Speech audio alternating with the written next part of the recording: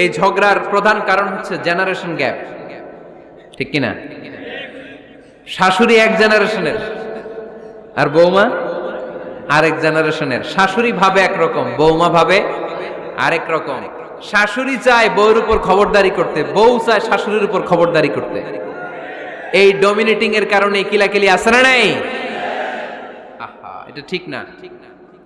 আমার শাশুড়ি মায়েরা যারা আছেন, প্রথমে শাশুড়ি দিয়ে শুরু করি। আমার মাইকের আওয়াজ যে ঘরগুলোতে যায়, আমার শাশুড়ি মাদেরকে বলবো, বউদের উপর অত্যাচার করবেন না। ছেলেরে প্রশ্ন করে, তোর কাছে তোর বউ বড় না আমি বড়? আছে না নাই? এটা একটা প্রশ্ন হইল। তোর বউ বড় না আমি বড়? দুইজনেই বড়। তো এক ছেলে সুন্দর উত্তর দিছে, আমার কাছে ভালো লাগছে উত্তরটা শুনে। এক মা প্রশ্ন করছে, তোর এতদিন আমি লালন পালন করে বড় করলাম, জীবন যৌবন তোর জন্য শেষ করলাম, আজকে বউ পাইয়া বউ তোর আপন হয়ে গেল? এবার ছেলে উত্তর দিছে, মা, আমার মুখ থেকে মা ডাক শোনার জন্য তুমি কি কষ্টটাই না করছো জীবনে।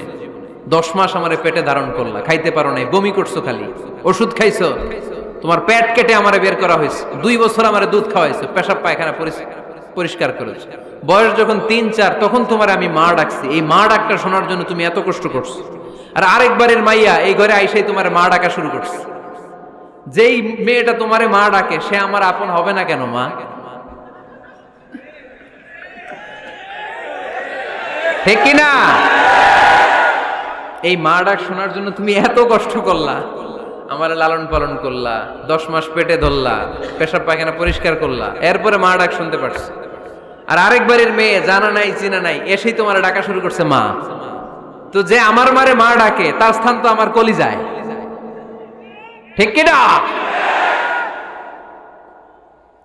শাশুড়ি আম্মারা যারা আছেন, প্লিজ বৌমাদেরকে কষ্ট দিয়েন না। অনেক শাশুড়ি আছে পান থেকে চুন খসলে রেগে যায়, পদে পদে স্ত্রীর ভুল ধরে, বউয়ের ভুল ধরে, আছে না নাই? এটা করবেন না। সে তো নতুন, আপনার অনেক এক্সপিরিয়েন্স হতে তার সময় লাগবে, তাকে সময় দিন, তাকে ভালোবাসুন, ঠিক কিনা? না বুঝে সামান্যতে বৌমারে বদদোয়া দেয়, এরকম আছে না নাই?